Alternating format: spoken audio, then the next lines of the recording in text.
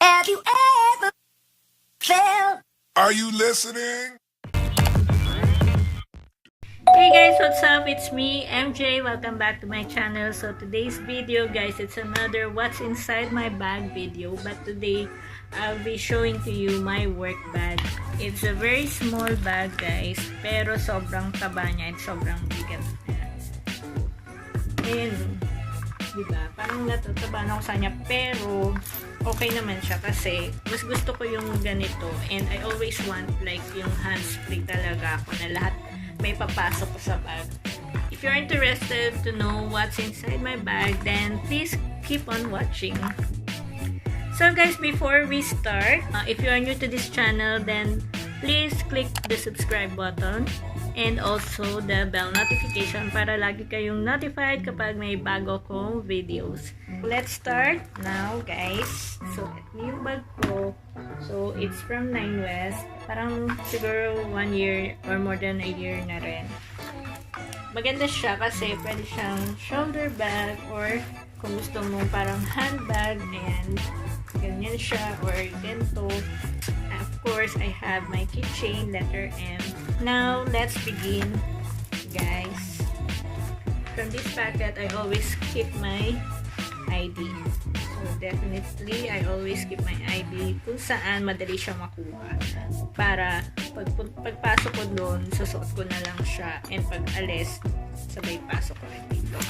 Now, in the main compartment. So, of course, I have always my bottled water.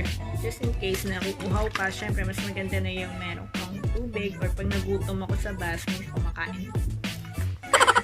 Tapos, meron akong extra spoon. So, kapag walang spoon and fork sa trabaho, so, ayan, definitely meron akong extra. Diba? Parang takot akong magutom. Siyempre, ayan, meron akong makeup kit or yung aking mini pouch na nandiyan na lahat ng kabuhayan. Ang kabuhay ng mukha. So, labas muna natin magamit ko dito. And, of course, my food container. Dalawang food containers. One for rice and one for ulam. Another pouch from Ninewest. So, ito, ang laman naman nito is yung aking mobile. So, yung cellphone ko. Plus, meron akong oil, yung white flower.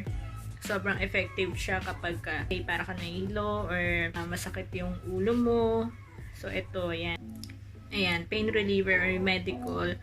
Meron ako laging dalang thread tsaka needle. Just in case pag biglang, alam mo na, minsan pag hindi kinakaya ng katabaan, ng uniform, ng uniform ang katabaan natin, biglang bumibigay. So, ayan. At least, di ba, ready. Meron din akong hairpins. Pero hindi man ako nag-hairpin eh. Ewan ko bakit ako meron ditong hairpin. Anyway, lagay lang natin siya dyan. So, let's move now dito sa pouch na to. So, ito yung Nike na pouch.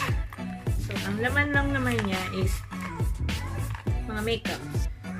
So, meron akong two-way cake na foundation. Meron din akong mascara from Max Factor. Eyebrow pencil from Daiso. And I have eyeliner from Revlon. Di rin naman ako nagka-eyeliner. Bihirang-bihira. Of course, my lip balm, chapstick, 4 shades of lipstick inside my makeup pouch. So, I have my Wet n Wild Hot Red, my Caroline Taylor Red, Rosebud from Wet n Wild, Pure Addiction lipstick. So, ito yung mga pang-duty lang. So, I have also my extra sponge. Ito, ginagamit ko siya, guys, before ako mag-press powder. Let's say, galing ako sa labas. Tapos, parang feeling ko nag-oil up na ako. So, tinatanggal ko lang muna yung mga oil niya. So, wala tong powder, wala kahit ano. Saka ako ngayon gagamit ng press powder. So, what else? So, I have also my Mimosa hand cream. Itong aking toothbrush and toothpaste. So, magkakahalo na siya dito. All in. As in. Keychain ko na pagkatagal-tagal na for almost like 20 years or more than 20 years na siya, guys, sa akin. It's from my father. So, So, gawa pa niya yan sa trabaho nila before. So, now we will move on dito sa compartments sa loob. So, meron akong room keys. And, ayan, may mga keychains na bigay din ng mga friends ko. Tissue, guys. So, syempre, kailangan may tissue. I have my mirror or compact.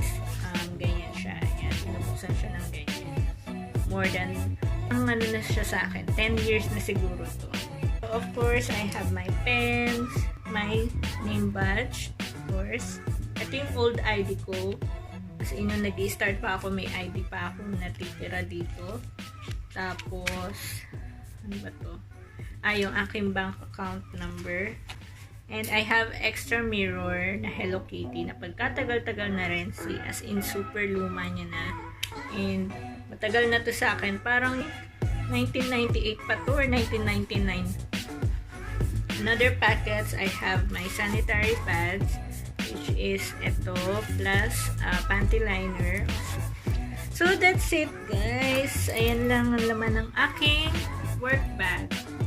So, diba, sa sobrang liit niya, pero ang taba niya ay lalaki. Parang, ako yata yung dinidescribe ko, sarili ko yata. Pero bag ko po yung dinidescribe ko. Maliit, pero mataba.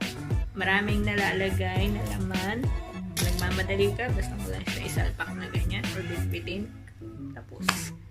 So, ayun lang naman ang aking what's inside my bag or work bag video. And sana nagustuhan nyo ito. So guys, if you like this video, please give me a thumbs up. And if you're not yet my subscriber, please do subscribe now. And comment below, guys. And thanks for watching. Bye!